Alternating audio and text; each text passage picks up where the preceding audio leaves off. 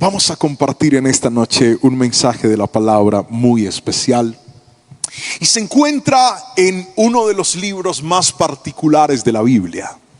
Es un libro que, aunque es atribuido a uno de los profetas mayores, en realidad su autor sigue siendo un misterio. Le estoy hablando del libro de Lamentaciones. Un libro de 5 poemas. Y son 5 poemas muy particulares. ¿Sabían ustedes que el alfabeto hebreo tiene 22 letras? 22. De la A a la Z. Pero en el idioma de ellos, claramente, en el hebreo. Y este libro de Lamentaciones tiene una estructura en particular. Cada uno de los poemas tiene 22 versos, 22 textos. Y cada uno de estos versos están escritos en acróstico. ¿Recuerda alguna vez una carta que usted le hizo a un ser querido en acróstico? Supongamos que el amor de su vida se llamaba Lorena. Entonces la primera letra era la L y usted le decía algo como esto: las flores están pintadas en tu firmamento. Después sigue la O. Y en la O colocaría algo como esto: oro a Dios para que seas el amor de mi vida. Después sigue la R. Y con la R usted coloca una frase. Eso se llama acróstico. De esa manera está escrito el libro de Lamentaciones en su idioma original. Ahora, lo interesante de Lamentaciones es que es un libro dedicado a expresar el dolor, el sufrimiento, la calamidad que el pueblo de Dios estaba viviendo luego de la situación que estaban pasando por la dispersión. Resulta que Babilonia se había llevado a unos exiliados, y luego de esos exiliados y de la destrucción, al parecer el autor de Lamentaciones se había quedado en Jerusalén y estaba viendo todo destruido, y dedica estos poemas para retratar de esa forma poética el dolor y el sufrimiento que estaban pasando y que estaban viviendo luego del castigo del Señor. Y uno de estos pasajes es del cual hoy voy a usar para basar esta enseñanza y este momento de dificultad, de este momento de palabra, el cual hemos titulado, y quiero que coloque el título de este mensaje, por favor, que es este: en medio del dolor. Hoy vamos a hablar de este tema: en medio del dolor. ¿Qué hacer? ¿Qué decir? ¿Cómo actuar? ¿Cómo expresarme? ¿Qué decisiones tomar cuando estoy pasando por momentos de dolor? Por momentos adversos, por momentos contrarios a mi voluntad. El sufrimiento es parte de la vida. Nosotros no podemos desconectar el dolor de nuestra existencia. Sin embargo, existen 2 tipos de dolores. Hay dolores circunstanciales y también hay dolores consecuentes. Déjeme explicarle esto para que sea más claro. Los dolores circunstanciales son los que están impresos en la vida. Por ejemplo, cuando usted decide ser papá o ser mamá, en el caso de las mujeres, usted sabe que el parto de ese bebé, sea de manera natural o sea por cesárea, va a traer dolor. Es inevitable. Cuando usted se casa con el amor de su vida, usted sabe que a pesar de que haya encontrado una persona ideal, tarde o temprano van a pasar momentos de dolor. Ese es el dolor circunstancial. Situaciones que no podemos evitar, situaciones que sí o sí llegarán a nuestra vida. Pero el otro tipo de dolor es el dolor consecuente. Y el dolor consecuente tiene que ver con aquel dolor que nosotros mismos provocamos por las malas decisiones que tomamos.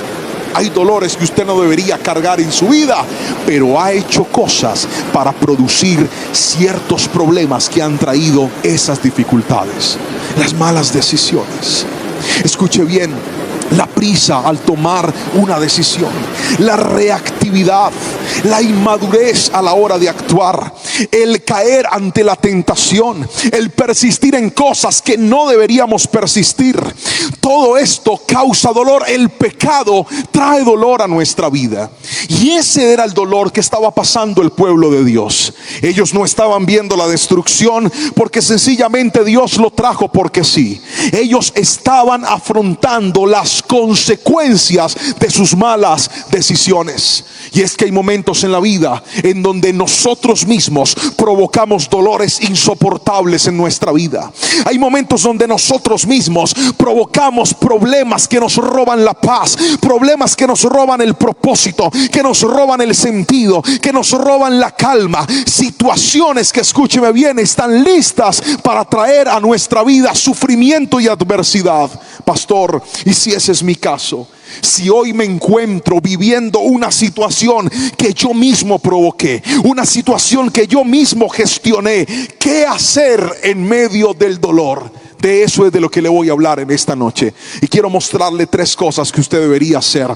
Y la primera, quiero que por favor tome nota ahí en el chat o en sus apuntes. Escriba esto por favor: afronte sus decisiones. Lo primero que tenemos que hacer para poder gestionar el dolor en nuestra vida es afrontar nuestras decisiones. ¿Cómo así, pastor? Quiero que por favor me explique lo que usted está diciendo. Lamentaciones capítulo 3 versículo 19 y 20. Acompáñeme la palabra del Señor, por favor. Lamentaciones capítulo 3 versos 19 y 20. Voy a leer como siempre en la Nueva Traducción Viviente. Dice así la palabra del Señor: recordar mi sufrimiento y no tener hogar es tan amargo que no encuentro palabras. Siempre tengo presente este terrible tiempo mientras me lamento por mi pérdida.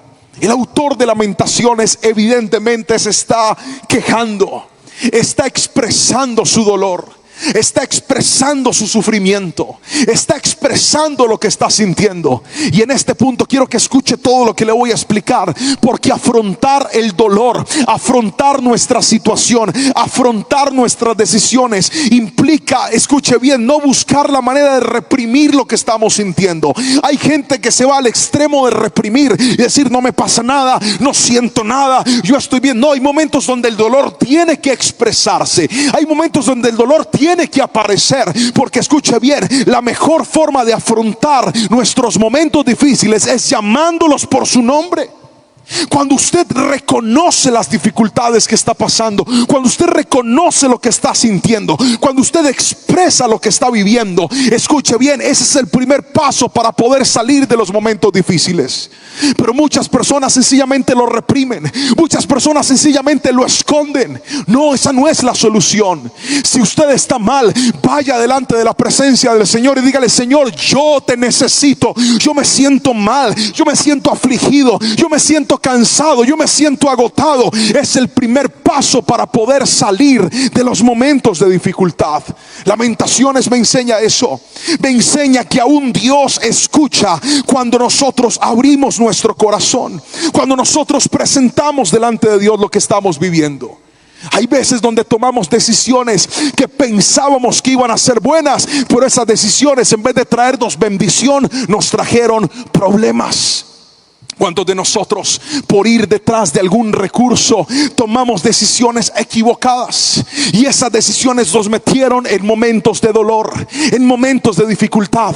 Hay decisiones que no te van a dar recursos, pero sí te van a dar lecciones. Quiero que escriba eso, por favor. Hay decisiones que, aunque no me den recursos, sí me darán lecciones. Y esas lecciones, cuando las pongo en práctica, puedo realmente afrontar las malas decisiones que he tomado. Permítame explicárselo.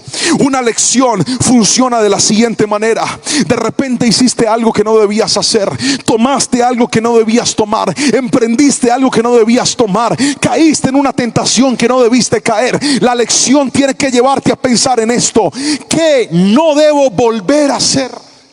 ¿Qué es lo que debo hacer para evitar caer en lo mismo? Pero hay personas que sencillamente ante los momentos de dolor parece que volvieran otra vez a repetir el círculo vicioso. No, el círculo vicioso se rompe cuando entiendes que ese dolor fue por una mala consecuencia que tú mismo tomaste. La palabra del Señor dice en Salmos capítulo 51 versículos 1 al 4 lo siguiente: ten misericordia de mí, oh Dios, debido a tu amor inagotable. A causa de tu gran compasión, borra la mancha de mis pecados.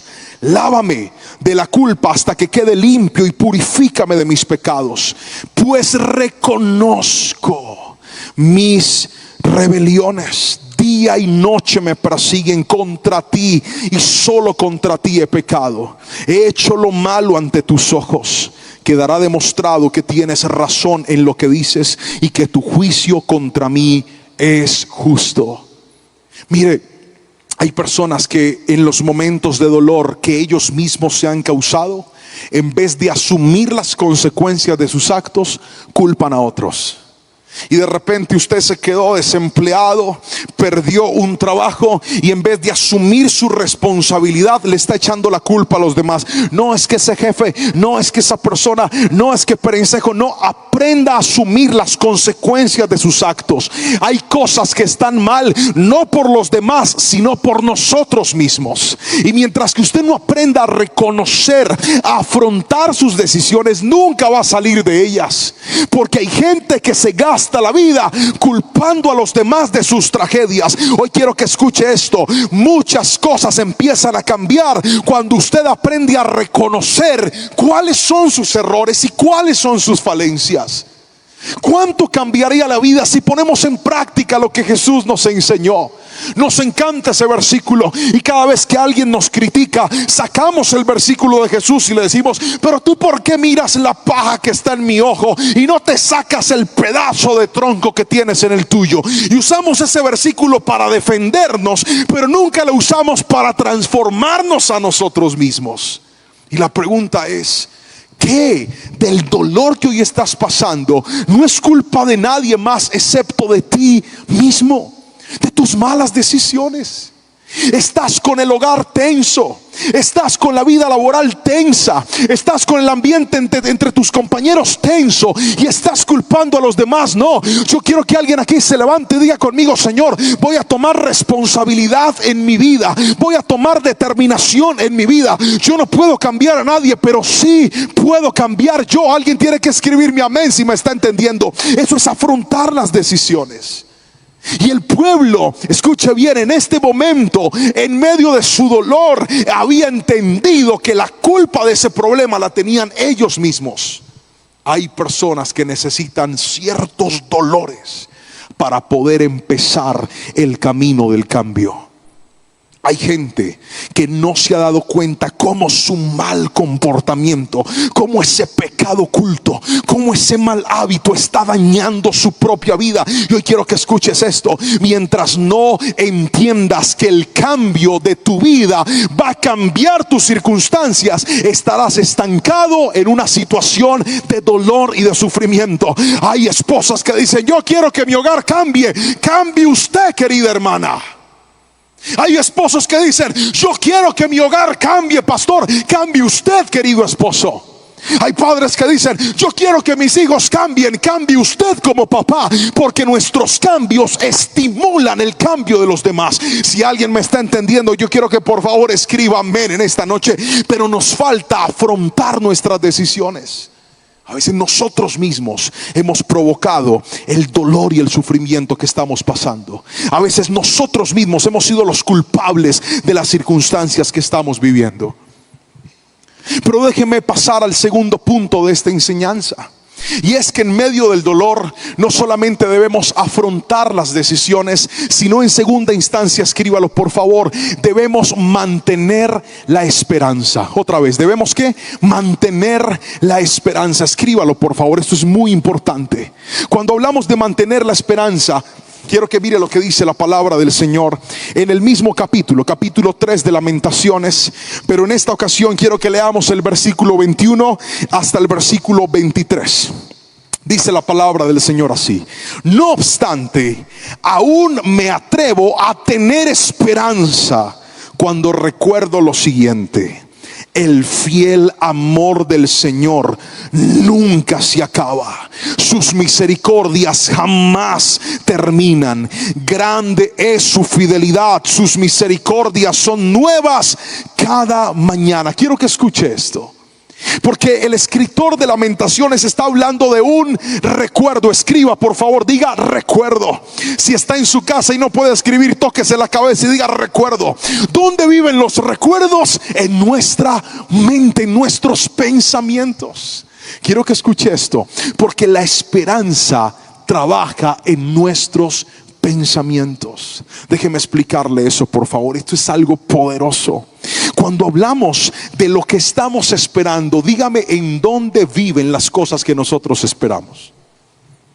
Aquí, en nuestros pensamientos. Si lo que usted espera es bueno, es porque tiene buenos pensamientos. Pero si lo que usted espera es malo, es porque usted tiene malos pensamientos. Ahora, generalmente, ¿cuál es el problema cuando estamos en momentos de dolor? Que en los momentos de dolor estamos esperando siempre ¿qué? Lo malo. Estamos esperando que suceda lo peor, que venga lo difícil. En medio de una enfermedad usted podría decir algo como esto: yo me voy a morir, mi enfermedad no tiene cura.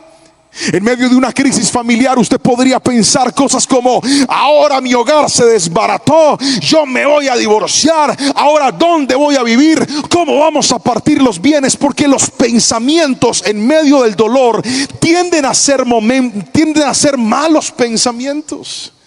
Pero también cuando estamos pasando una crisis financiera, usted podría decir: voy a quedar en la quiebra, se me van a cerrar las puertas, no voy a volver a levantarme, mejor me voy del país. Pero quiero que escuche esto: su esperanza no debe estar en las circunstancias o en el dolor que usted está viviendo. Si hay algo poderoso que el autor de Lamentaciones escribe en este pasaje, es esto: aún en medio del dolor, aún en medio de la dificultad, aún en medio de las consecuencias de mi pecado, aún en medio de lo difícil que estoy viviendo, voy a poner mi esperanza en Dios. Y la razón es esta: el fiel amor de Dios nunca se acaba y sus misericordias son nuevas. Haga el ejercicio. ¿Cuántos de nosotros estamos viviendo situaciones difíciles? Situaciones que sentimos que no van a acabarse, situaciones que sentimos que no van a terminar. Quiero que escribas esto, quiero que repitas esto y di conmigo: el fiel amor de Dios nunca se va a acabar. ¿Sabes qué significa? Que tus momentos malos pueden ser malos, pero Dios siempre será bueno. Alguien tiene que escribirme amén si lo cree. Dios siempre, su misericordia siempre estará presta para levantarnos. La esperanza en Dios, lo primero que cambia no es tus circunstancias, sino tu forma de pensar. Voy a volverlo a repetir. La esperanza en Dios, lo primero que cambia no es tu situación, sino tu forma de pensar. Porque muchos de nosotros, la peor decisión que tomamos fue alejarnos de ese Dios tan bueno, tan grande y tan poderoso. ¿Cuántos de nosotros, desde que nos alejamos de Dios, el hogar empezó a tambalear? Desde que nos alejamos de Dios, la salud empezó a tambalear. Desde que nos alejamos de Dios, la economía empezó a tambalear. Yo quiero que escuches esto: cuando tú pones tu esperanza en Dios, le estás diciendo: Señor, yo sé que a tu lado hay algo diferente de lo que yo estoy viviendo. Yo sé que cerca de ti hay algo distinto a este desierto en el cual yo me metí. El pueblo necesitó el dolor para entender que la vida sin Dios era imposible. Hay dolores que nos ayudan, hay dolores que parece que nos dañan, pero en realidad nos reconstruyen. Como aquel día que me quemé con una plancha. Yo estaba planchando. Creo que los que me conocen saben que yo vivo apasionado por planchar. Y la razón no es que mi esposa mande o me mande, no. La razón es que cuando yo estaba muy jovencito, pues la única que planchaba en mi casa era mi abuela. Mi mamá nunca aprendió a planchar, a ella no le gustaba tampoco. Y mi abuela, yo le pedía el favor de que me planchara la ropa para yo ir a la iglesia. En aquel tiempo nosotros ministrábamos con camisas, pantalones, corbatas. La presentación era supremamente elegante en aquel entonces. Y ya se imaginará el calor que nos hacía en ese tiempo. Si hoy en día con aire acondicionado es difícil, imagínese en ese tiempo con ventiladores, pero así era. Entonces mi abuela un día me dijo: ya nomás, mijo, yo le voy a enseñar a planchar para que usted planche. Yo tenía como 11 años y ella me enseñó a poner un trapito, a ponerle agua, a quitar las arrugas, como era, como Dios manda. Y yo aprendí a planchar y me apasioné por el ministerio de la plancha. De hecho, estoy orándole al Señor que me deje hacer música para planchar cristiana. Ore por mí. Y entonces yo estaba ahí planchando, y cuando me casé a mi esposa no le gustaba todavía planchar. Pero yo le dije, no te preocupes que yo amo eso, a mí me encanta. Entonces yo soy el que plancho. Y un día estaba ahí en el ejercicio de planchar y me desconcentré un poquito de lo que estaba haciendo. Cuando voy a tomar la plancha, la tomé por el lado que no era y me pegué un quemonazo que trajo dolor, pero ese dolor despertó en mí algo que se llama precaución. ¿Cuándo me volví yo a quemar planchando? Nunca, porque hay dolores que hacen que no vuelvas a hacer cosas malas. Nunca. Hay gente que necesita quemarse con la plancha. El que tenga oídos para oír, oiga lo que le está diciendo el Señor. Hay gente que hoy se está pegando unos quemonazos y dice, ay, esto me dolió. Y dijo, ay, es que esa era la forma para que usted sea más atento y ponga más cuidado en su vida. Hay dolores que producimos nosotros mismos que nos generan terribles experiencias, pero en medio de esas terribles experiencias yo quiero ver una iglesia que se levante y diga conmigo, Señor, a pesar de todo pongo mi esperanza en ti, porque tú sigues siendo bueno y tu misericordia es nueva cada mañana. Alguien tiene que escribir amén si lo cree, por favor. ¿Usted cree que Dios lo va a desamparar? ¿Usted cree que Dios lo va a dejar ahí tirado? ¿Usted cree que Dios lo va a dejar en ese momento difícil? Usted todavía no conoce a Dios. Dios es un Dios misericordioso. Dios es un Dios que perdona, y solamente basta con arrepentirse, pedirle perdón y volver a sus brazos, y Él, un corazón contrito y humillado, jamás va a despreciar. Puede que hoy estés pasando por situaciones difíciles, pero no te quedes ahí tirado. Levántate y dile, Señor, vuelvo a tus brazos, porque en los brazos del Señor lo que estaba perdido puede volver a tener vida. Alguien escriba mi amén si lo cree y alabe al Señor con fuerza en medio de esta noche. Mantenga la esperanza en el Señor. Pero déjeme terminar con lo tercero y último, y es esto, escríbalo por favor: haga cambios relevantes en su vida. Otra vez, haga cambios relevantes en su vida. Mire lo que dice Lamentaciones, el mismo capítulo 3, versículo 25 al 27, dice lo siguiente: el Señor es bueno con los que dependen de Él, con aquellos que lo buscan. Por eso es bueno esperar en silencio la salvación que proviene del Señor. Versículo 27 dice: y es bueno que todos se sometan desde temprana edad al yugo de su disciplina. Cuando nosotros hablamos de cambios relevantes en la vida, tenemos que entender que el dolor no solamente se acaba con hacer una oración o con hacer una declaración. Esto es importante, pero si usted quiere terminar con el dolor de su pecado, usted tiene que salir del pecado. Nadie dice amén, pero es que igual estamos solos aquí. Dije que si quiero acabar con el dolor del pecado, tengo que salirme del pecado. Los cambios, hay gente que quiere que le cambie todo y quiere seguir pecando. Así no es. Los cambios relevantes demandan en nosotros salir de los malos hábitos, de las malas costumbres. La palabra del Señor dice que Dios quiere llevarnos de gloria en gloria, pero la gente atada no va de gloria en gloria, sino de dolor en dolor, de problema en problema. ¿Por qué están tan atados? ¿Cuál es la razón? La razón es esta: quieren que todo lo que está fuera de ellos cambie, pero no quieren cambiar en su interior. Y esto es imposible. Si usted quiere que el dolor del sufrimiento causado por sus consecuencias se termine, entonces usted debe tener cambios relevantes. Ahora, quiero que volvamos a leer el texto, porque puede que algunos hayan pasado a la carrera, y voy a volver a leer lo que dice la palabra. Dice así: el Señor es bueno con los que dependen de Él. Todo cambio relevante en nuestra vida tiene que estar basado en dos principios. Escríbalo por favor. Primer principio de un cambio relevante: dependencia de Dios. Otra vez, dependencia de Dios. ¿Qué dice el autor de Lamentaciones? Dijo lo siguiente: Dios es bueno con los que dependen de Él. Es una propia conclusión. Él está diciendo: nos metimos en problemas cuando dejamos de depender de Dios.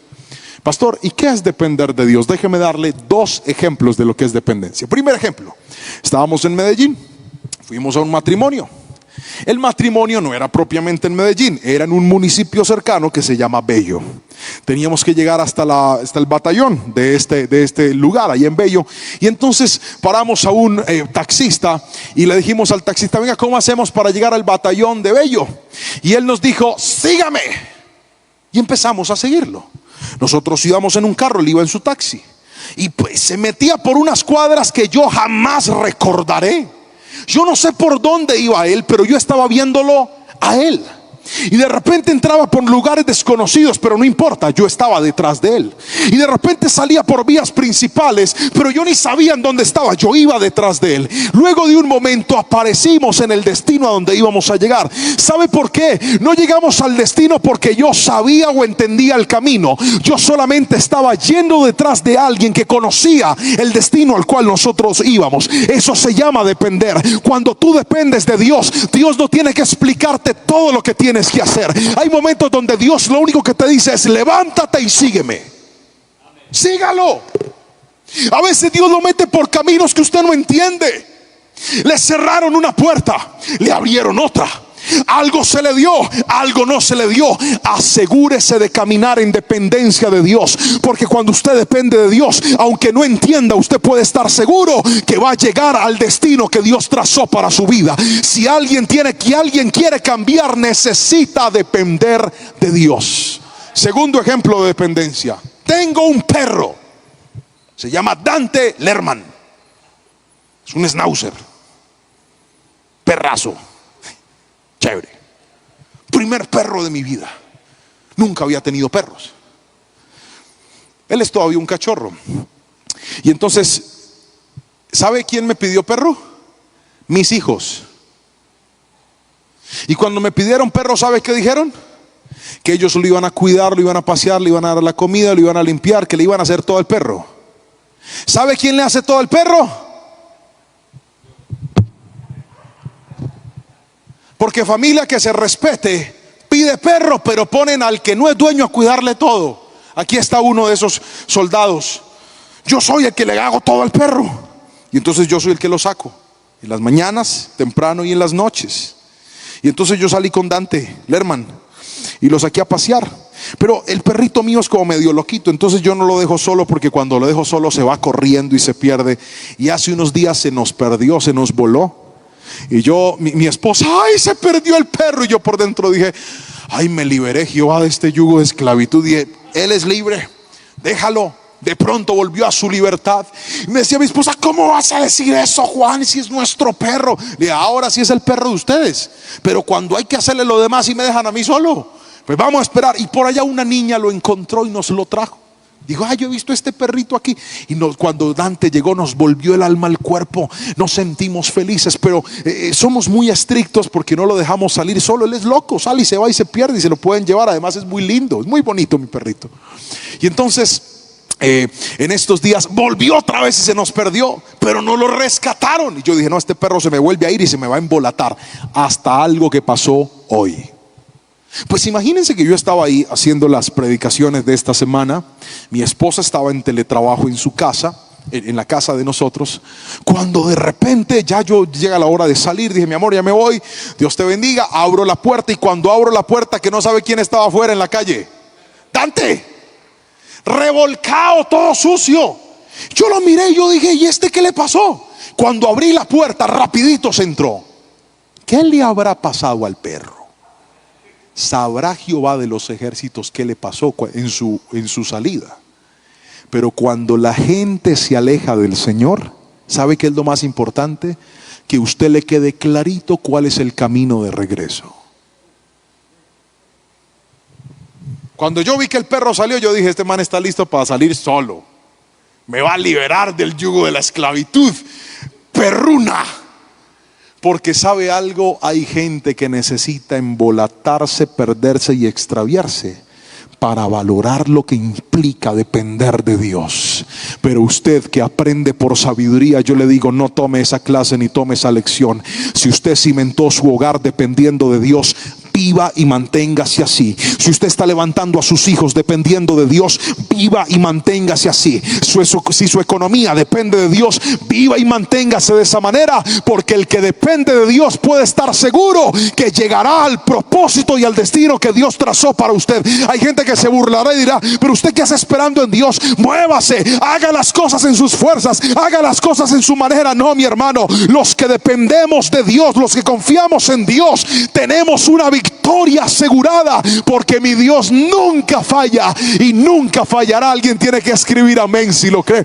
Pero la segunda característica de un cambio relevante, y con esto voy a orar para terminar, está en el versículo 27 y dice: y Dios es bueno, y es bueno que todos se sometan desde temprana edad al yugo de su disciplina.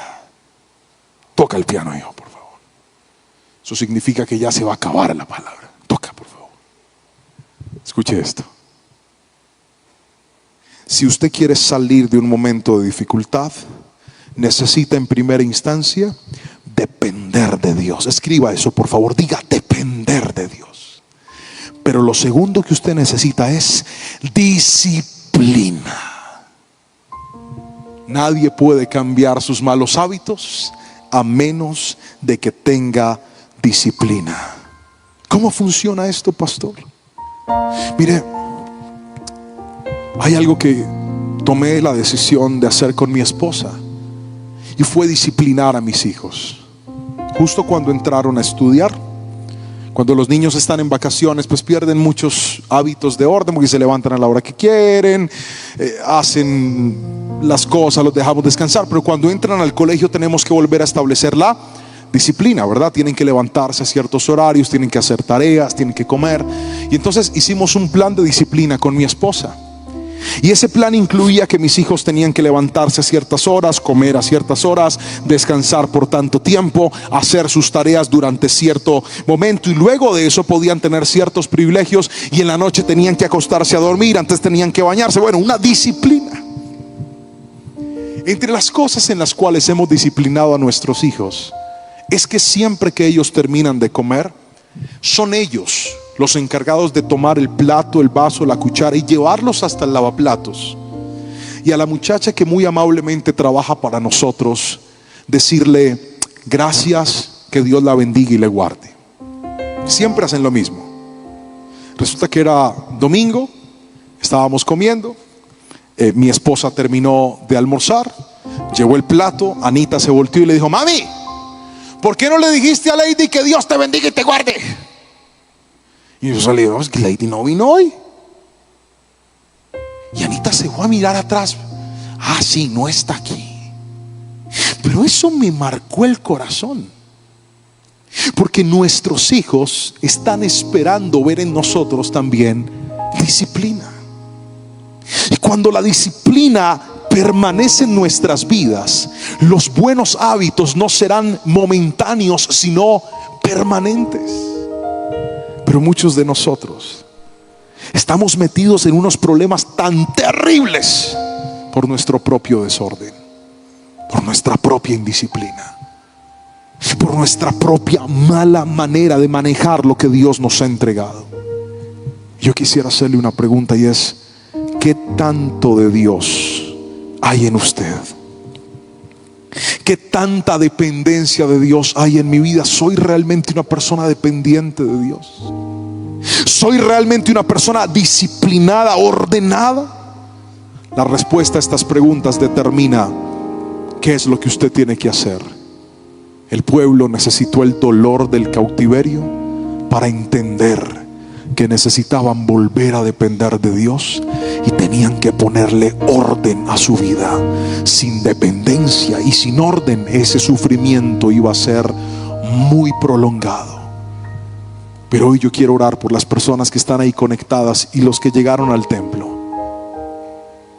Quiero orar por aquellos que, al igual que cualquiera de nosotros, hoy reconoce y ha dicho: pastor, yo me he metido en problemas y no ha sido por culpa de más nadie excepto por mí mismo. Yo me he metido en unas dificultades, pastor, por apresurado, por afanoso, por impaciente, por débil,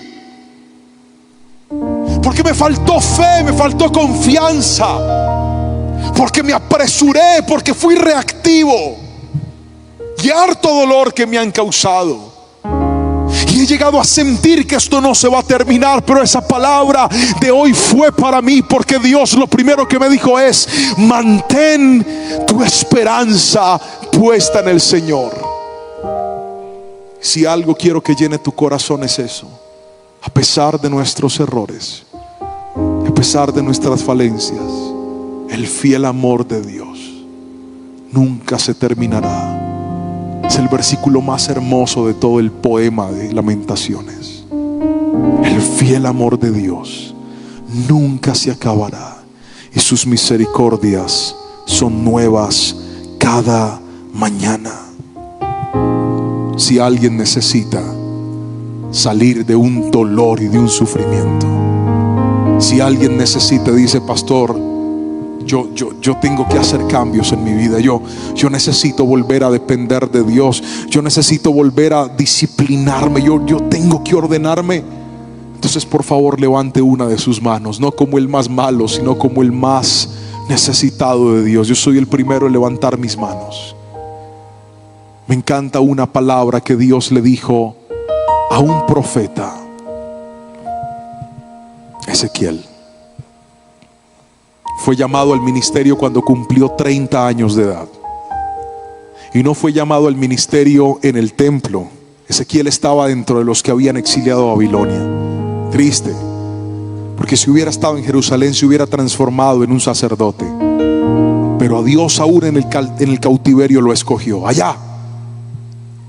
Y a sus 30 años Dios le dijo las siguientes palabras: yo te voy a dar un mensaje a ti, y ese mensaje primero te tiene que cambiar a ti, y luego se lo puedes dar a los demás. Me apasionó ese versículo, y esa palabra es para usted hoy. Esto que Dios le ha hablado, que primero lo cambie usted, y luego usted se va a volver en una fuente de cambio para los que están cerca de su vida. Levante sus manitos, por favor, y reciba esta oración. Padre, en el nombre de Jesús, te doy gracias por esta noche, por este tiempo y por este momento. Bendigo la iglesia que se conecta con nosotros. Bendigo cada vida y cada persona que hoy ha destinado este momento y este tiempo para recibir esta palabra y para escuchar este mensaje. Oramos, Señor, para que por favor seas tú levantando y edificando nuestras vidas en la roca inconmovible que eres tú. Perdónanos, Señor, por nuestras malas decisiones. Vamos, pídele perdón a Dios.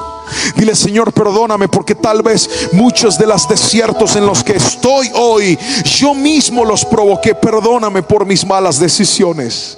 Hoy afronto mis decisiones.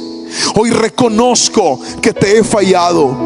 Hoy reconozco que he dejado que mi carne gobierne sobre mi espíritu. Pero necesito tu ayuda, Espíritu Santo. Y hoy, Señor, vuelvo a poner mi esperanza en ti, poderoso Dios, en esa declaración y en esa palabra que la Biblia dice, y es que tu fiel amor nunca se va a acabar. Y por eso podemos esperar y pensar en cosas mejores en medio de estas tragedias y dificultades que hoy podrían estar embargando nuestra vida. Pero, Señor, por último, yo oro por cada persona que está ahí conectada y te suplico, Rey de la Gloria, haznos dependientes de ti y haznos personas disciplinadas. Te doy gracias porque tu fiel amor nunca se acaba y tu misericordia hoy ha sido nueva para nosotros. En el nombre poderoso de Jesús. Amén. Amén.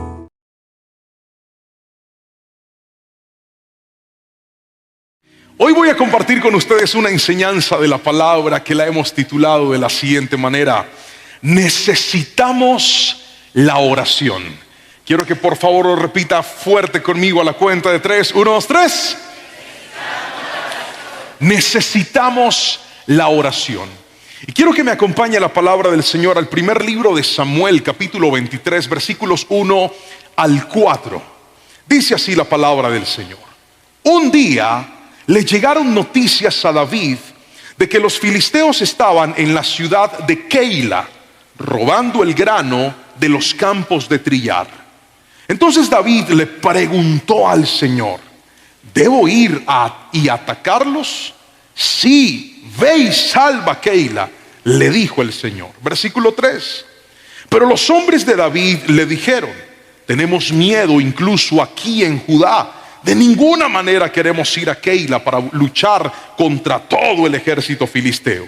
Así que David consultó de nuevo al Señor, y de nuevo el Señor le respondió: desciende a Keila, porque yo te ayudaré a conquistar a los filisteos. Amén y amén. Esta palabra es una palabra muy especial, porque nos lleva a un momento en particular en la historia de David, que en ese momento no era el rey todavía. Era un muchacho que estaba huyendo de las manos de Saúl, quien sí era el rey, pero estaba persiguiéndolo para matarlo por una razón que ni el mismo David conocía. Saúl tenía celos de David y había levantado todo su armamento para quitar a David de su paso. Sin embargo, en este momento David, en medio de una crisis, se encuentra con otra, porque así es la vida. A veces usted tiene un problema, no lo ha resuelto y ya le está apareciendo otro. Dígame amén si lo cree. Y así le pasó a David. Pero en ese momento, escuche bien, él decide tomar la decisión de orar. Y es lo que le quiero mostrar en un instante: cómo la oración de David termina conduciéndolo para que en medio de las dificultades sepa qué hacer. Es que ese es el gran problema. Cuando usted y yo estamos en medio de problemas, el problema más grande no es el problema. El problema más grande es que no sabemos qué hacer en medio del problema. ¿Sí me entendió? Dígame amén. Por eso necesitamos la oración. Ahora, ¿por qué la oración es tan importante? Porque la oración consolida las relaciones. Yo me acuerdo cuando conocí a mi esposa. Ella dice que le gustó mi forma de ser, pero no le gustó mi físico. No conté con esa bendición. Y entonces ella se encontró: este muchacho es un buen partido. Pero yo tengo claro que el Señor no me dio belleza exterior, sino belleza interior. Yo por mucho tiempo le dije: Señor, no me diste tanta gracia, además me tumbas el pelo. Pero con todo y eso logré enamorarla. ¿Y sabe cómo la enamoré? Teniendo constantes conversaciones con ella. Yo dije: aquí es. Entonces hablábamos muy a menudo. Yo le contaba historias de mi vida, ella me contaba historias de su vida. Yo le contaba lo difícil que fue para mí salir adelante, y ella decía: wow, qué historia tan impresionante. Mire, yo cada vez que la llamaba, yo estaba tocando la flauta, estaba preparando el camino para que quedara perdidamente enamorada de mí, y lo logré. Al punto que ella dice: llegó un momento donde yo te dejé de ver feo. Es que la oración hace milagros. Y entonces quedamos y nos casamos, y Dios ha sido bueno con nosotros. Pero yo nunca pude llegar a esa relación estrecha con ella si no hubiese fortalecido mi comunicación con ella. Por favor, escúchame y míreme a los ojos. Si usted quiere estrechar su relación con Dios, si usted quiere fortalecer su relación con Dios, usted y yo necesitaremos la oración. Si me estoy explicando con la suficiente claridad, por favor dígame amén en esta noche. Pero mire, la oración no es un accidente. La oración es parte de la palabra del Señor. Le pedí a los muchachos que me colocaran una imagen acerca de Jesús.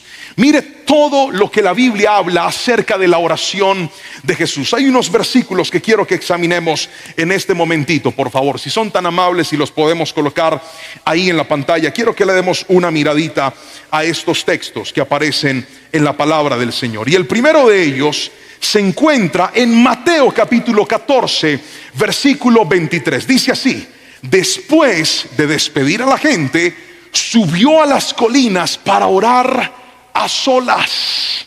Otro versículo que está en esa misma imagen: Lucas capítulo 6 versículo 12. Cierto día, poco tiempo después, Jesús subió al monte a orar y oró con Dios toda la noche.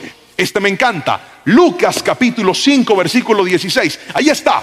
A menudo Jesús se retiraba a lugares donde podía estar solo. ¿Para qué? ¿Para qué? Note esto. Jesús no lo hacía a veces, lo hacía a menudo. Hacer algo a veces es cuando me acuerdo, cuando se puede o cuando toca.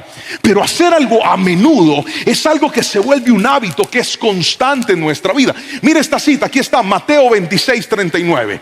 Él se adelantó un poco más y se inclinó rostro en tierra mientras oraba. Padre mío, si es posible, que pase de mí esta copa de sufrimiento. Sin embargo, quiero que se haga tu voluntad y no la mía. Como usted puede evidenciar en estos textos, y hay muchos más, Jesús fue una persona de oración. Esa es la razón por la cual siempre sabía qué hacer.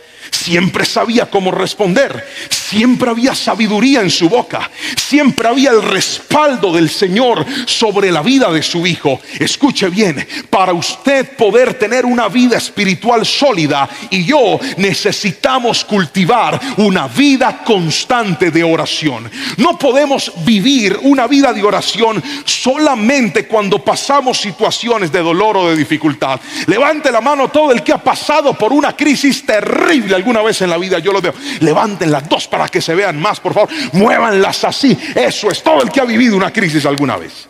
¿Cierto que cuando uno está mal le dan más ganas de orar? Usted va y ora: Señor, por favor, haz un milagro. Señor, te pido por mi hogar, te pido por mi familia, te pido por la salud, te pido por la enfermedad. Porque lamentablemente muchas personas han consolidado sus tiempos de oración en el sufrimiento. ¿Cómo así, pastor? Sí, el dolor los lleva a la oración. Pero quiero que escuche esto. La oración en nosotros no debe ser impulsada por el dolor. La oración en nosotros debe ser impulsada por el deleite. Otra vez diga conmigo: la oración. Fuerte, diga: la oración debe ser un deleite. ¿Cómo logramos que algo se vuelva un deleite? Usted solamente hallará deleite en aquello en lo cual se ha disciplinado. Recuerdo mi primer día en el gimnasio entrenando con mi esposa. Yo llegué con mi barriguita, ella llegó así toda linda y me dijo: vamos a hacer esta escaladora. Resulta que eso es una máquina que está allá en el gimnasio, que son unas escaleras. Usted se para ahí y empieza a subir. Y empieza a hacerle y hacerle. Y ahí está, como subir al cerro, pero en el mismo punto. ¿Alguien la conoce? Dígame amén si usted la conoce. Esa máquina la trajeron del mismo inframundo, hermano. Uno casi que se muere ahí. Y entonces yo me subí. Y mira, a los 5 minutos yo estaba con la lengua afuera, que yo no podía, me quería morir. Porque era mi primer contacto con este lugar. Mi esposa sí le hizo y le hizo y le hizo. Me di cuenta que esa máquina era muy efectiva para quemar calorías, así que empecé a hacerlo todos los días. Y cuanto más me disciplinaba, más me gustaba. Evidentemente hace tiempo no volví al gimnasio, pero aquí no sabe cuál es la máquina que más me gusta: la escaladora. Porque de tanto estar en lo mismo con disciplina, le vas tomando gusto, le vas tomando agrado. Hay gente que no ha podido encontrar el deleite en la oración porque no ha desarrollado disciplina en la oración. Mientras que tú no disciplines la oración, no vas a hallar deleite. Aquellos que saben orar, aquellos que saben buscar a Dios, aquellos que han vivido una vida constante en oración, sabrán que hay llaves, hay puertas que no se abren con las llaves de esta tierra, pero sí se abren con las llaves de la oración. Aquellos que se han disciplinado en la oración saben que a veces en nuestras fuerzas empujamos, llamamos, tocamos, insistimos, pero otra cosa sucede en la tierra cuando la gente aprende a orar. Y es lo que vine a enseñarte en esta noche. ¿Quieres ver la respuesta de Dios? Aprende a tener una vida de oración. ¿Quieres recibir la sabiduría de Dios? Aprende a cultivar una vida de oración, que cuando oras la respuesta de Dios se va a activar. Por eso bien dice la Biblia: clama a mí y yo te responderé y te enseñaré cosas grandes y ocultas que tú no conoces. ¿Hay alguien aquí que anhela vivir una vida en oración? Dígame amén, por favor. Cultivemos una vida de oración. Pero quiero enseñarle entonces unos beneficios en esta noche. Necesitamos la oración y quiero mostrarle el primer beneficio de la oración. Vamos por favor ahí, es esto. El primer beneficio es que necesitamos orar para tomar decisiones importantes. La palabra del Señor dice en el versículo 2 de la cita principal que estamos leyendo lo siguiente: entonces David le preguntó al Señor, ¿debo ir a atacarlos? Sí, ve y salva a Keila, le dijo el Señor. David no estaba en su mejor momento, como se lo narraba hace un ratito. David no estaba pasando por la mejor circunstancia de su vida. Y es que es en los momentos de incertidumbre donde más necesitamos sabiduría para caminar y para tomar decisiones. Porque mucha gente en los problemas, al decidir mal, en lugar de resolver el problema, lo empeoran. Por eso la oración es importante, porque la oración te provee sabiduría, la oración te provee dirección. David, en medio de esa encrucijada, no se va metiendo a lo evidente. David no se va metiendo y dice, bueno, hay una necesidad, voy a suplirla. No, David ora. Y muchos de nosotros, ese es el gran problema que tenemos. En medio de las dificultades hacemos lo primero que se nos ocurre, hacemos lo primero que se nos viene a la cabeza. Cambiarían muchas cosas en su vida si antes de dar un paso, antes de tomar una decisión importante, usted aprende a orar. Míreme, cuando usted ora y pone delante del Señor sus decisiones, Dios lo va a guiar. Dígame amén, por favor. Yo tuve que tomar una decisión hace, ¿qué será? Como 5 años va a ser, cuando decidí hacerme la vasectomía. Mi esposa y yo tomamos una decisión, y era que solamente íbamos a tener 2 hijos. Así que cuando ella estaba embarazada de Anita, yo le dije, bueno, mi amor, ya creo que con ella estuvo bien. Los 2 estuvimos de acuerdo en esa decisión. Le dije, tú te vas a hacer operar. Ella no pudo hacerlo porque los trámites en la salud no los logramos organizar a tiempo. Así que la única era que yo me hiciera la vasectomía. Dije, listo, yo me la hago.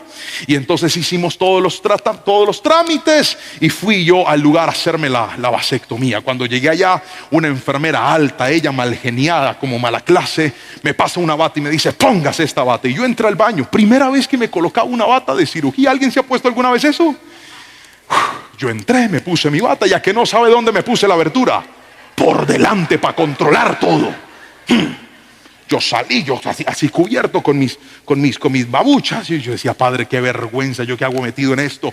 Y la misma enfermera que me pasa la bata me dice, así no, la abertura va por detrás. Y yo, ¿por dónde? Por detrás. Entré asustado por el regaño de la señora, me puse la abertura por atrás. Yo dije, ¿ahora cómo controlo yo todo? Me puse aquí. Me puse yo eso aquí, espera que me desconecté un cable. Ya, me puse esto aquí, salí yo cogiendo esa bata así. Y entré. Después me dice, acuéstese en esa camilla. Yo me acosté en esa camilla y esperé. Y esperé hasta que por fin entré a la sala. Estaba muy avergonzado. Era la primera vez después de mi madre que alguien me veía, después de mi madre y mi esposa, que alguien me veía en pelota. Y entonces ya estaban todos ahí. Yo dije, padre, qué vergüenza. Uno ahí como Jehová lo trajo al mundo delante de un poco de gente. Entré yo ahí a la sala de cirugía y habían 3 médicos. Había una enfermera. Eso estaba lleno de gente. Ahí me arrepentí, pero ya no había nada que hacer. Me dicen, descúbrase la bata. Yo dije, Padre Celestial, arrebata tu iglesia ahora. Descubrí todo y yo me quedé mirando así. Yo dije, Padre Celestial. Hicieron todo el procedimiento y al terminar el procedimiento me pasaron a una sala ahí donde habían puros hombres ahí en las mismas condiciones que yo, tirados ahí en unas camillas. Yo quedé ahí. Cuando alguien que estaba al lado mío empieza a hablar y dice, y empieza a hablar mal del matrimonio, empieza a rajar del matrimonio, a quejarse, a decir que el matrimonio era algo malo, que eso no estaba bien. Y yo dije, qué oportunidad me está dando Dios, y decidí empezar a predicar. Yo dije, pues a mí me ha ido bien. Y empiezo yo a compartir la palabra en ese lugar, así en pelota, todo como estaba. Y yo empiezo a hablar del Señor y le digo, el matrimonio es una bendición. ¿Y usted por qué está haciendo eso? ¿Usted no quiere tener hijos? Dije, no, yo tengo 2 hijos y son una bendición. Y el hogar es un regalo de Dios. Y empiezo a darle palabra. El Señor empieza a llorar y me dice, ¿puedes orar por mí? Yo le dije, claro. Extendí mi mano, no le iba a imponer las manos gas, pero extendí mis manos y dije, Padre, en el nombre de Jesús, bendigo a este hombre. Y le digo, repita conmigo. Lo hice hacer la oración de fe. Salí aporreado de ahí y le dije, gracias, Señor, porque tomé esta decisión, fue difícil, yo ni quería, pero comprobé que hasta en pelota puedo ganar almas para Cristo. ¿Sabe por qué? Porque cuando usted es una persona de oración, Dios lo va a transformar en una persona de bendición donde quiera que vaya. Hay decisiones donde Dios te va a meter, y si oras, esas decisiones serán de bendición para tu vida. Díganme amén si lo cree, por favor. Ahora, la oración no solamente nos permite a nosotros, o no solamente la necesitamos para tomar buenas decisiones. En segunda instancia, necesitamos la oración para controlar nuestras emociones. ¿Puede repetirlo conmigo, por favor, fuerte? 1, 2, 3. Para controlar nuestras emociones. Mire, el ser humano es muy emocional, y de hecho, el texto bíblico que estamos estudiando nos lo deja ver. Dice el versículo 3 al 5 lo siguiente: pero los hombres de David le dijeron: tenemos miedo incluso aquí en Judá. De ninguna manera queremos ir a Keila para luchar contra el ejército filisteo. Así que David consultó de nuevo al Señor, y de nuevo el Señor le respondió: desciende a Keila, porque yo te ayudaré a conquistar a los filisteos. Entonces David y sus hombres fueron a Keila, mataron a los filisteos, tomaron todos sus animales y rescataron a la gente de la ciudad. Note cómo Dios le da una dirección a David y le dice: ve, porque yo te voy a respaldar. Pero los hombres de David naturalmente se llenan de miedo. Y es normal que cuando usted se vuelve una persona de oración, y antes de tomar decisiones importantes, y aunque esté orando, con todo y eso usted pueda sentir por momento temor. Y usted pueda decir: ¿será que Dios sí quiere eso para mí?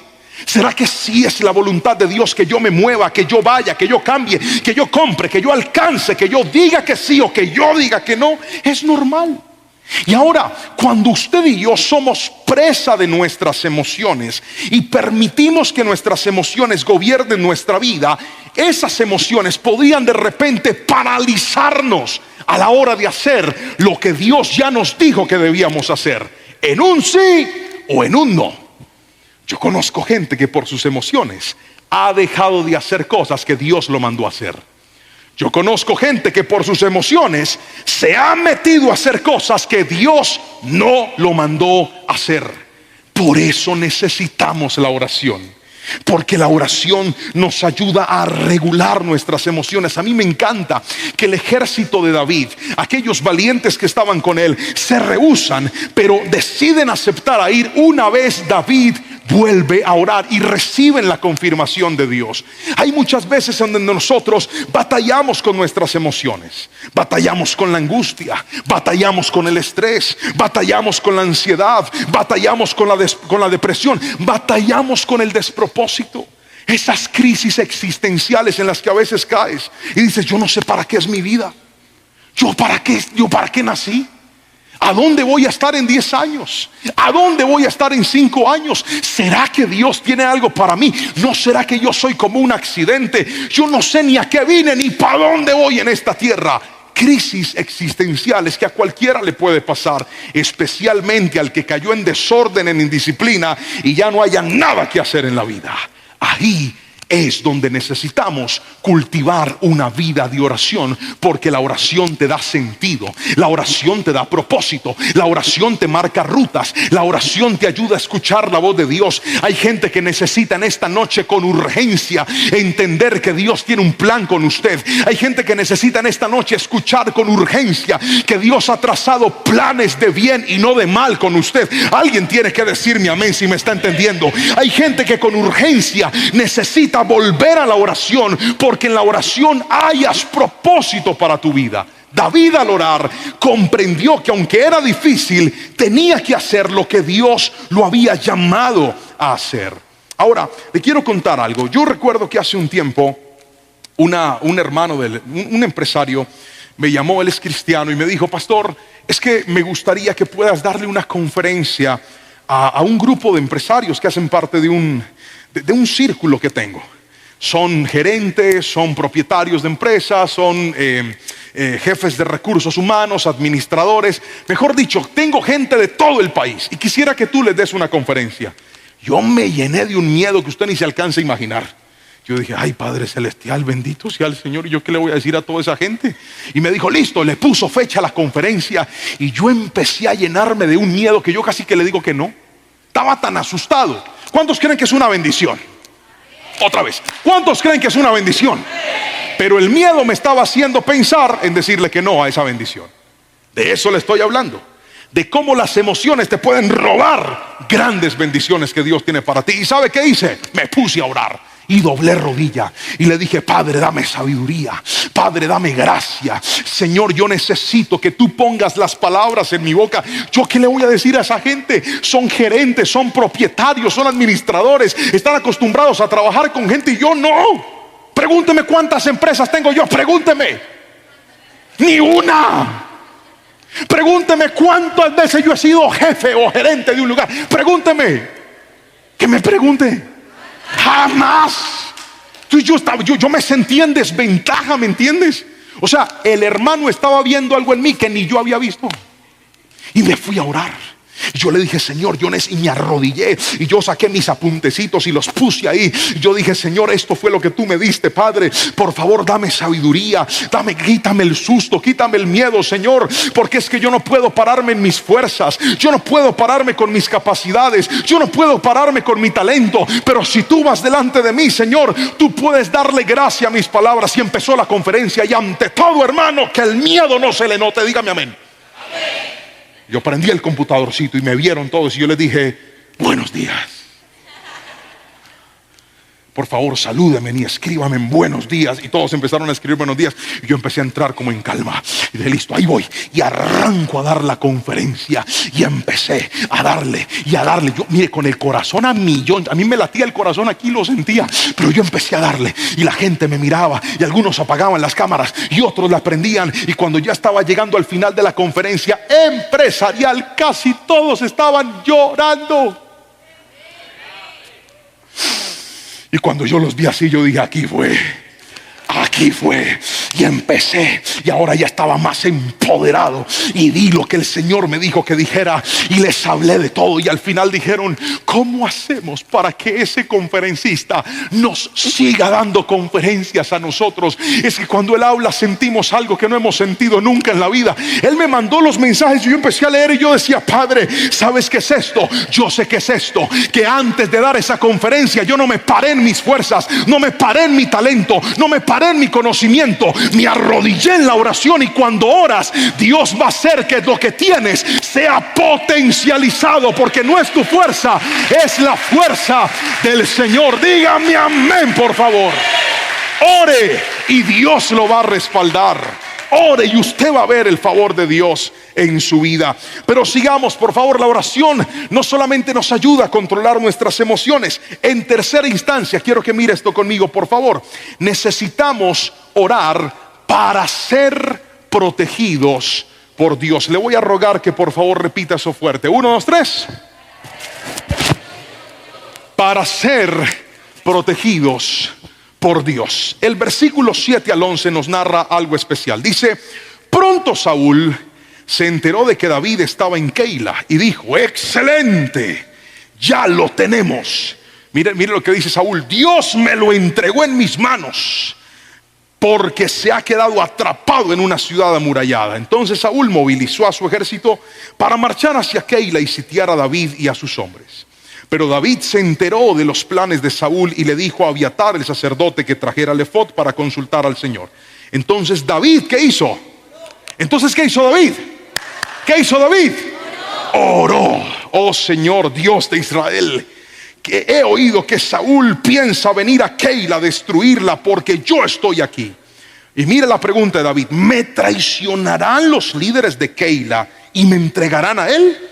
Y de verdad vendrá Saúl como me han informado. Oh Señor, Dios de Israel, te ruego que me digas. Y el Señor le dijo, ¿qué le dijo el Señor?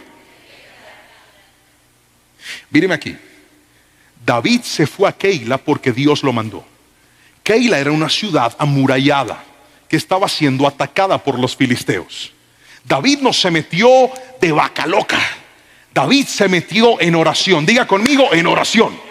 Otra vez diga, Dios le dijo que sí. Hasta ahí estamos bien, ¿cierto? Él obedeció a Dios. Llegó a Keila. peleó contra los filisteos, le ganó a los filisteos, recuperó la seguridad de la ciudad. Se supone que todo el mundo está agradecido con David porque David les ha devuelto la paz que los filisteos les han quitado. Se entera Saúl de que David está en Keila y le dice: lo voy a matar, porque Saúl lo veía como su enemigo. Cuando David se entera de esto, ora y le dice: Señor, Saúl va a venir aquí, la gente me va a traicionar. Uno esperaría que Dios le diga: ¿qué? Tranquilo, mi hijo, yo te dije que iba a estar contigo al principio y seguiré estando contigo. No te preocupes, he confundido a Saúl para que no te encuentre y no llegue. No, David ora y Dios le dice que Saúl viene. Sí, Saúl va a ir. ¿Cómo es posible? Si yo estoy orando, ¿por qué me está yendo mal? ¿No le suena familiar esa frase? Si yo estoy orando, ¿por qué me están pasando ataques? ¿Por qué desde que estoy orando como que la cosa se me puso en contra? Querido hermano, escúcheme. Es que hay un enemigo invisible que está empecinado y está determinado a derribar lo que Dios ha hecho contigo. Hay un enemigo invisible que está determinado a acabar con tu hogar. Hay un enemigo invisible que está determinado a desconectarte de tus sueños. Hay un enemigo invisible que está interesado en desconectarte de tu vida espiritual. Hay un enemigo invisible que está interesado en meterte en la cabeza la idea de que la oración no funciona. Pero hoy vengo de parte de Dios en el nombre de Jesús a decirte: aunque se levanten ataques, aunque se levanten cosas en contra tuya, cuando te levantas como una persona de oración, se va a activar sobre tu vida la protección de Dios. Él no siempre te va a decir que sí, pero siempre va a estar contigo aún en medio de las dificultades. Dígame amén si lo cree, por favor. Alabe a Jesús. Y escuche esto. Resulta que David se enfrenta en su oración a la honestidad de Dios. Y a veces nosotros no nos damos cuenta de que el enemigo levantará ataques desestabilizantes en contra de nosotros. ¿Cómo así, pastor? ¿Sabe qué es un ataque desestabilizante? Que usted, cuando se siente más firme, el enemigo va a buscar la manera de dañar su caminar. Va a buscar la manera de que usted sienta que la estabilidad que tenía ahora la perdió. Les voy a contar una historia de algo que me pasó hace un tiempo. ¿Están listos para la historia? Yo trato de llevármela bien con todo el mundo, pero con todos. Dios me ha dado gracia y creo que en todo lugar donde voy tengo un trato muy amable, muy cordial con las personas. Pero hace un tiempo una vecina se levantó en contra mía. ¿Por qué? No tengo ni idea. Yo no sé. La señora era bien especial conmigo y de repente empezó a volverse hostil en su trato para conmigo. Y yo no entendía por qué. Yo traté de acercarme a ella, de ser amable, de tratarla bien, pero noté que ella estaba muy molesta. Y un día me mandó un mensaje muy brava por el ruido que según ella emitían mis hijos. Yo tengo 2 pequeños niños, uno de 8 años y una de 5 años, muy activos, muy alegres, pero son niños.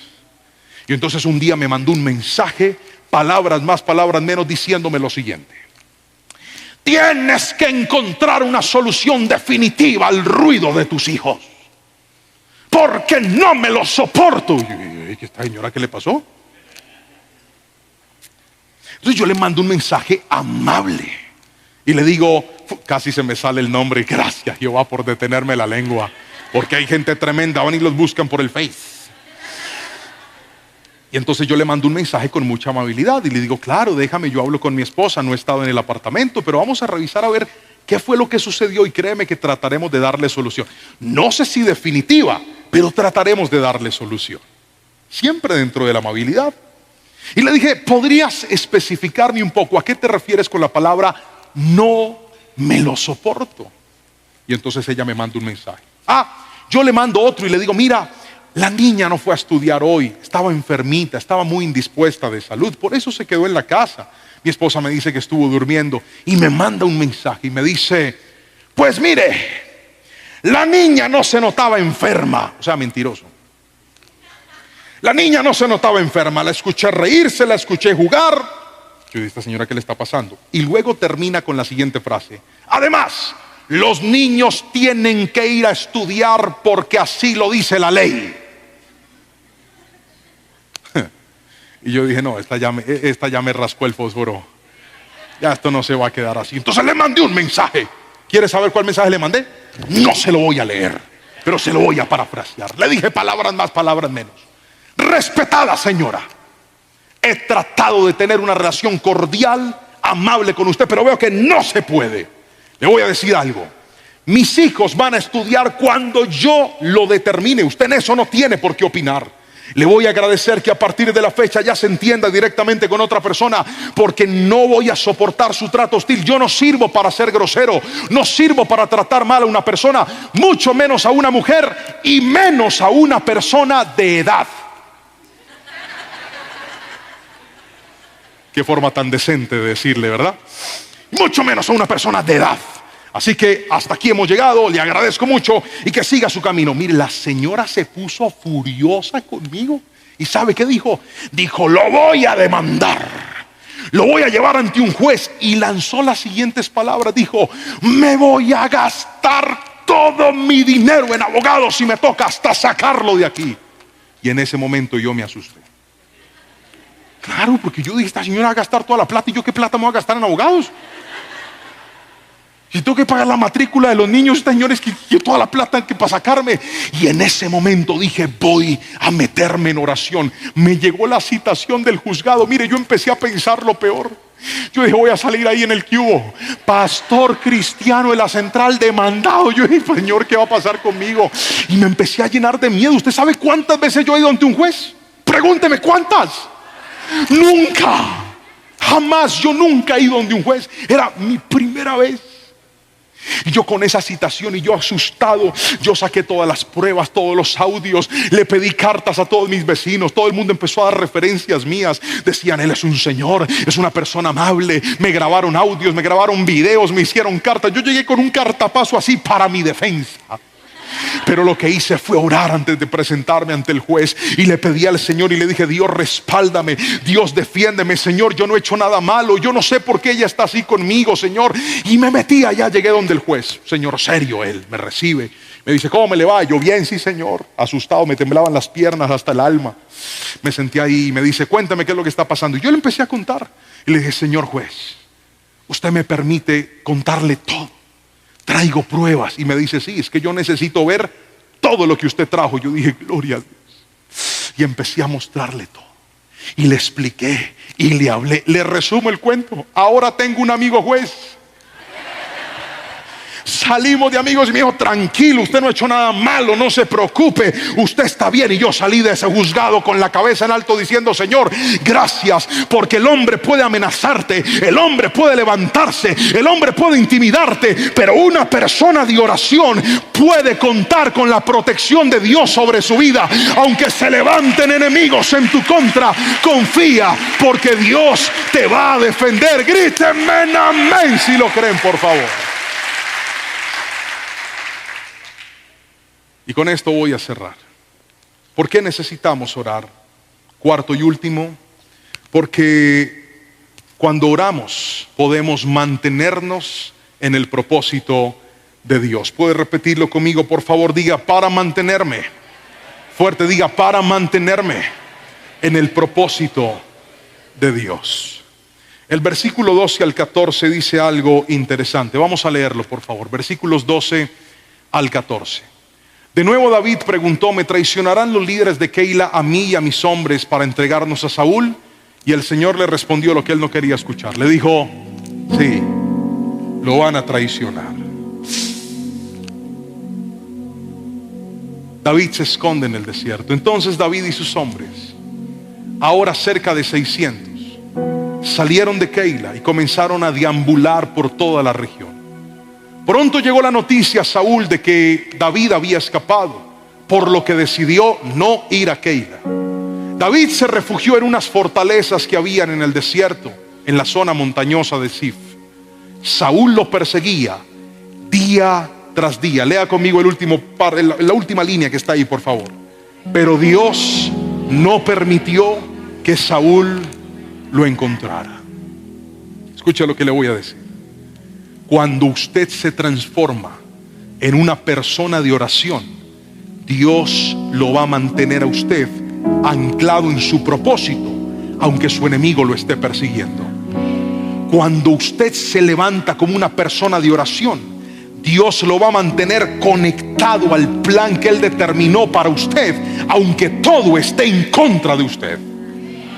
El propósito de Dios había determinado que aunque Saúl iba a perseguir, que aunque Saúl iba a atacar, que aunque Saúl quería dañar a David, Dios no iba a permitir que esos planes prosperaran.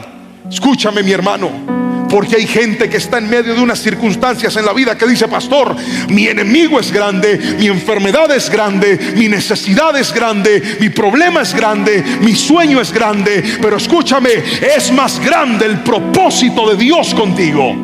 Y cuando oras, podrás mantenerte anclado a ese propósito. La Biblia dice que Daniel tenía la costumbre de orar 3 veces al día. Y por orar 3 veces al día, sus otros compañeros sátrapas se llenaron de envidia con él porque le iba bien, todo le funcionaba. Y dijeron: a este tenemos que quitárnoslo del paso. Y se inventaron un decreto falso para prohibir que las personas oraran.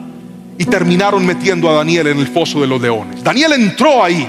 Escúchame, un hombre de oración se metió en un problema por ser un hombre de oración. Pero es que escúcheme, cuando usted está en el propósito de Dios, Dios va a permitir esos desiertos para mostrar su gloria y su poder. Por eso no se asuste.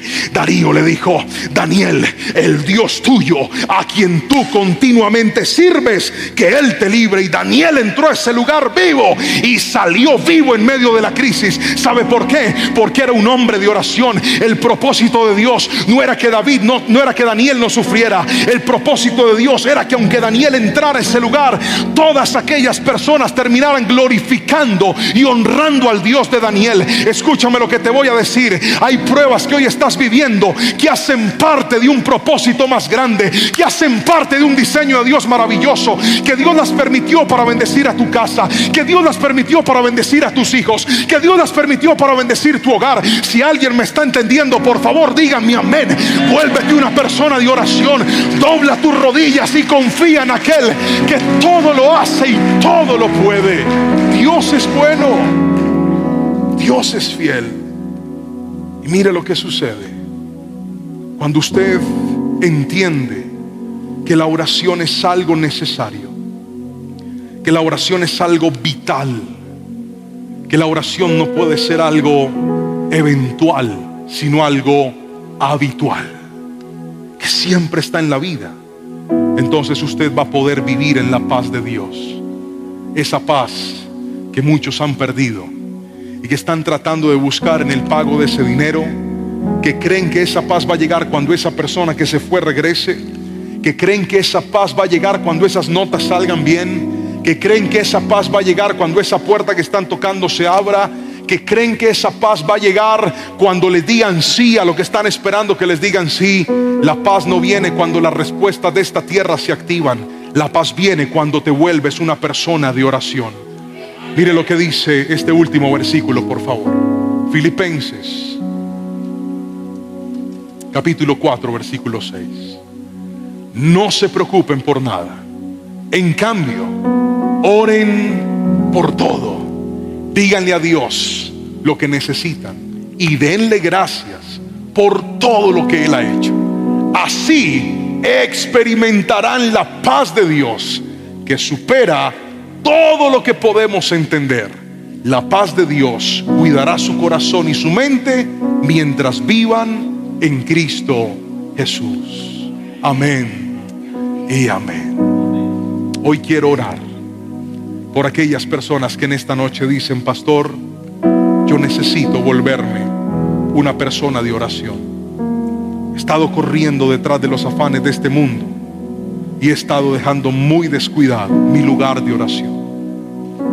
He estado corriendo detrás de mi trabajo, de mis afanes, de mis ocupaciones, de mis quehaceres, de mis metas, de mis anhelos, de mis sueños, y se me olvidó que no puedo llegar tan lejos si antes no he pasado tiempo en la oración. Querido hermano, cultive una vida de oración y usted va a ver la respuesta de Dios en cosas que en sus fuerzas, con sus llamadas, con sus intentos, no ha logrado. La Biblia dice que cuando lo buscamos, Él se va a dejar encontrar por nosotros. Voy a pedirle que por favor se coloque sobre sus pies y me pueda acompañar en esta oración. Y le vamos a pedir al Espíritu Santo que levante en nosotros ese deseo, ese deleite por orar, ese anhelo por estar en su presencia. Antes de dormir, ora. Al levantarte, ora. Antes de abrir tu negocio, ora. Antes de prender tu computador, ora. Antes de empezar tus clases, ora. Dale lugar a Dios y vas a ver cómo Dios va a hacer mucho más de lo que tú te puedas imaginar. Pastor, a mí me cuesta un poco de trabajo. Únete con tus hijos, únete con tu esposa, únete con tu esposo. Cultiven una vida de oración y vamos a encontrar la paz que la palabra de Dios en esta noche nos ha prometido. Por favor, levante sus manos y dígale: Señor, te doy gracias en esta noche. Hoy me han enseñado que necesito orar y por eso lo voy a hacer justo ahora. Espero que esta palabra haya sido de gran bendición para tu vida. Hoy el Señor nos ha hablado acerca de la oración y quiero cerrar este tiempo de ministración invitándole a que oremos juntos y le pidamos al Espíritu Santo que ese mismo respaldo que trajo sobre la vida de David lo traiga sobre nuestra vida. Acompáñeme a orar y si puede levantar sus manos, arrodillarse o sentarse como usted guste, pero hágalo de corazón en este momento. Padre, en el nombre de Jesús, oro por cada persona que está viendo este mensaje. Oro por cada persona que ha recibido tu poderosa palabra, la cree, la guarda y la atesora en su corazón en este momento. Te pido, Rey del cielo, que seas tú trayendo respuesta a cada vida, a cada familia, a cada persona que hoy necesita una intervención tuya. Gracias, Señor, porque a través de tu palabra nos muestras que tú estás ahí para respaldarnos, para protegernos, para defendernos, incluso aunque a veces la respuesta no sea lo que nosotros esperamos en la vida. Gracias, Señor, porque mayor será tu favor, mayor será tu propósito y mayor será tu poder en medio de cualquier circunstancia que estemos viviendo. Y hoy hemos aprendido que la oración es la respuesta. Yo bendigo cada vida, Señor, y te doy muchas gracias en el poderoso nombre de Cristo Jesús. Amén y amén. Si esta palabra ha bendecido tu vida, te invito a compartirla con más personas. De esa manera vamos a enseñarles a los demás que la oración tiene poder, pero también que la oración es necesaria. Déjanos tus comentarios desde donde ves esta palabra y que el Señor bendiga grandemente tu vida en este día.